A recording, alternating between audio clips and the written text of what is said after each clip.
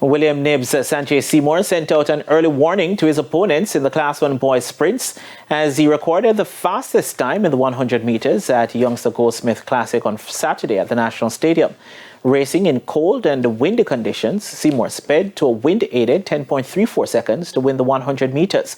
He won ahead of Romario Finnegan of Edwin Allen, who was second in 10.59, while Kobe Watson of Herbert Morrison was third in 10.75. Seymour says he could have gone faster.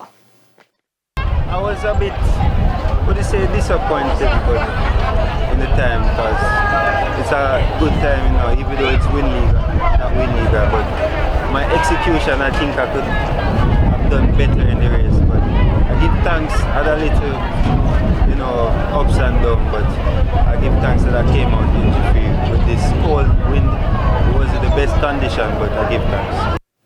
Meanwhile, Tenny Daly of St. Mary High was second overall in the Class 1 boys 100 meters, also with a wind-aided 10.35 seconds, while Kingston College's Naren Wade was third with a wind-aided 10.36, and that's third overall.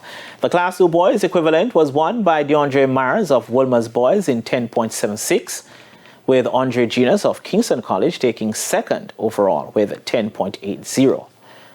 Meanwhile, Jaden Campbell of Excelsior was among the three record breakers at the meet. Campbell clocked an impressive new mark of 52.81 seconds to win the Class 2 boys 400-meter hurdles. The fastest one on the day was from Kingston College athlete Antonio Forbes, who clocked 51.37 to win the senior men's section.